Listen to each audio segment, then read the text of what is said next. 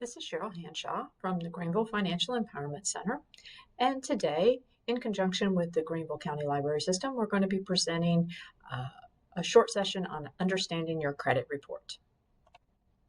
So the first question is, what are credit reports? Simply, they track your history as a borrower. Anything that you have ever done in regards to borrowing money will be recorded on your credit report. So car loans, mortgages, student loans, credit cards, personal loans, all these will be recorded on your credit report. Now in the U.S., there are 3 different credit bureaus. There's Experian, TransUnion, and Equifax. So you might hear those when you go to a lender and try to borrow money. They may say that they're going to pull one of the credit bureaus to get your credit score. So there are 5 main parts to your credit report. The first part is personal information. And so this is going to have information that's your name, your date of birth, and your current and previous addresses. Double check and make sure this information is correct. Mistakes do happen, and it can make a difference to your credit score. The second section is public records. So this may list previous or current employers if your employer reports to the credit bureaus. But this is also the area, if you have ever had a bankruptcy, that it will be reported in this section.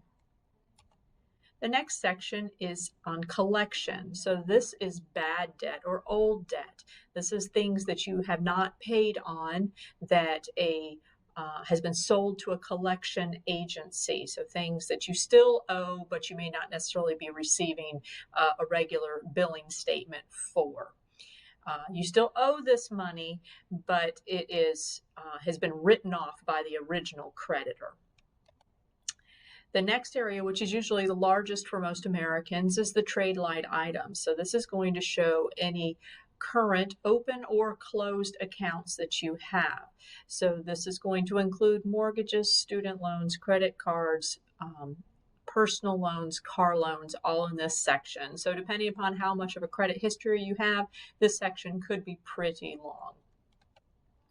And finally, there's a section for inquiries. Now, there are 2 different types of inquiries. There are hard pulls and soft pulls. So a hard pull is when you're actually trying to obtain credit. So for example, if you go to the dealership to buy a car and they go and find out if they can offer you a loan, they are doing a hard pull on your credit report, and that's going to show up in the inquiry section.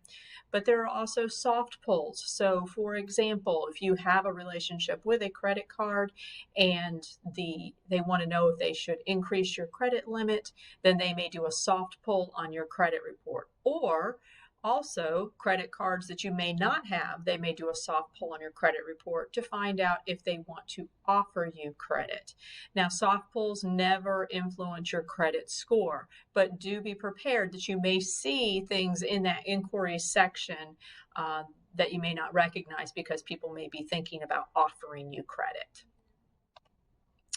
Now, big question is, how long do things stay on your credit report? So a good rule of thumb is that most things stay on your report for about 7 years. The exception is bankruptcy, where Chapter 7 stays on your report for 10 years from the date of filing, whereas Chapter 13 stays on your report for 7 years from the filing date. Collection items stay on your credit report for 7 years plus up to 180 days from when you first became delinquent. And then inquiries stay on your report for 2 years and then roll off. Now you may be asking, where can I get my credit report? So first place is you can go directly to the Credit Bureau's website to order your free credit report. You can go to the website called annualcreditreport.com. This is not freecreditreport.com, which does not offer your credit report for free. Annualcreditreport.com does allow you to download a free credit report from each credit bureau. You're able to do that once a year for each credit bureau. So my recommendation is every 4 months, download a different credit report from a different credit bureau, and that way you can keep on top of your credit report and that it's accurate.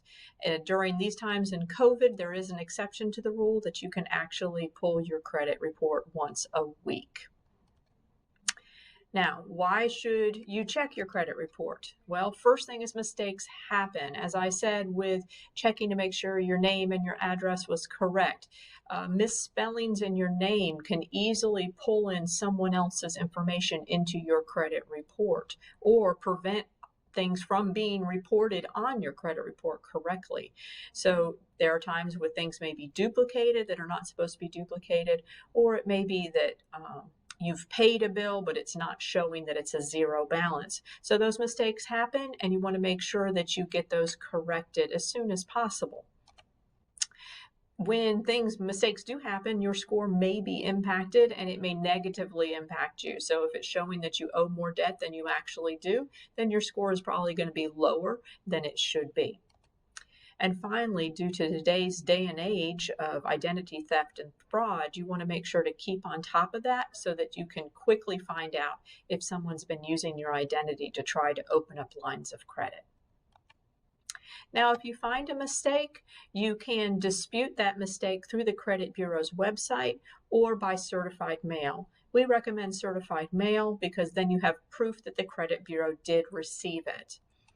Now, when you send this, you're going to have to provide quite a bit of information. So be prepared to provide your name, your date of birth, the addresses that you've been at for the last 2 years, your social security number, proof of your address, such as a utility bill, and then details as to what you are disputing. So I recommend that you print a copy of the page that has the information that you find incorrect.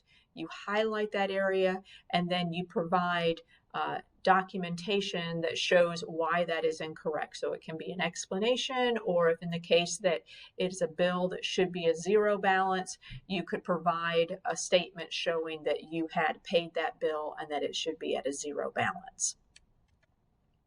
Now, here at the Financial Empowerment Center, we actually are a part of a larger parent organization called the Department of Human Relations, and which has been around in Greenville County for quite a few years.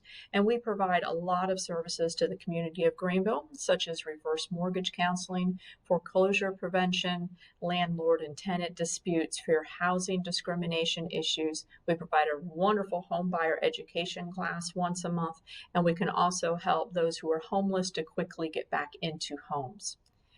Now, if what I said today is of interest to you and you feel like you might need some help with your credit, we would love to talk with you individually, because so many times credit issues are different from one person to another.